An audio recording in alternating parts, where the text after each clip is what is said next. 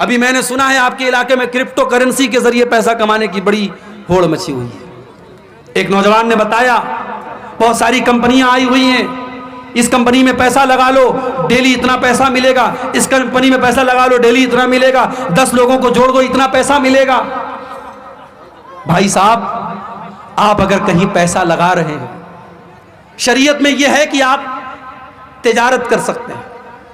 اگر آپ خود تجارت نہیں کر سکتے, آپ نے کسی کو پیسہ دے دیا, وہ بزنس کر رہا ہے, پرسنٹیج طے ہو گیا, 50% وہ کھائے گا, 50% آپ لیں گے, کوئی مسئلہ نہیں. لیکن آپ نے جس کمپنی میں پیسہ لگایا وہ کمپنی کیا کر رہی ہے, اس کا بزنس کیا ہے, اس کا کاروبار کیا ہے, کچھ اتا پتہ نہیں. صاحب کوائن خرید رہے ہیں, کرپٹو کرنسی ہے, علماء کے فتوے موجود ہیں. یہ کرپٹو کرنسی صحیح نہیں ہے. کرنسی وہ ہوتی ہے جو آپ کے ہاتھ میں ہوتی ہے, جس کے آپ مالک ہوتے ہیں, جس کو آپ جب چاہے تب خرید سکتے ہیں, بیچ سکتے ہیں.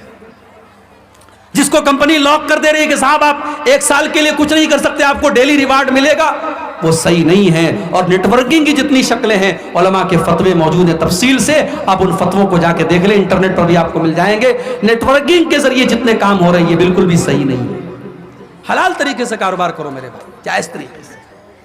پیسہ کمانا بہت اچھی بات ہے, پیسہ کمانے کے حلال راستے اپناؤ. اللہ کے نبی فرماتے ہیں یاتی علی الناس زمان لا یبال المرء من این اخذ المال, ایک دور ایسا آئے گا انسان پرواہ نہیں کرے گا کہ مال کہاں سے کما رہا ہے, حلال طریقے سے کما رہا ہے کہ حرام طریقے سے کما رہا ہے. پیسہ تو قارون کے پاس ہی بہت تھا, لیکن قارون کا انجام کیا ہوا؟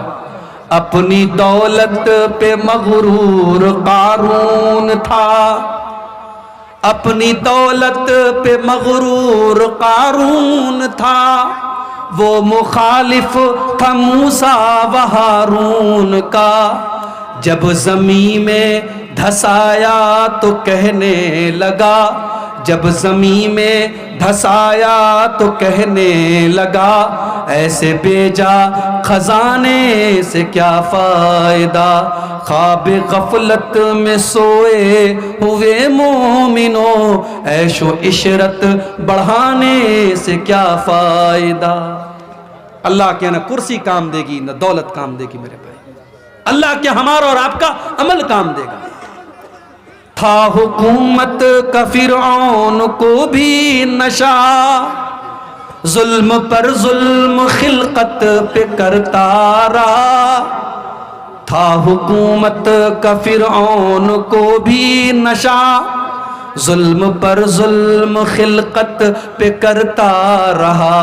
جب سمندر میں ڈوبا تو کہنے لگا, جب سمندر میں ڈوبا تو کہنے لگا, اس حکومت کے پانے سے کیا فائدہ.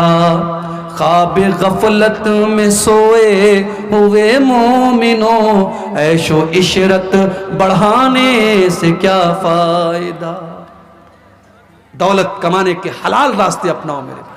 یہ سٹے کے ذریعے پیسہ کمانا, یہ جوا کے ذریعے پیسہ کمانا, یہ آن لائن حرام طریقے سے ایپ کے ذریعے پیسہ کمانا, یہ صحیح نہیں. محنت کرو, تجارت کرو, دماغ لگاؤ. تجارت کر کے لوگ کروڑوں اربوں کماتے ہیں, آپ بھی کما سکتے ہیں میرے بھائی. حرام راستہ مت.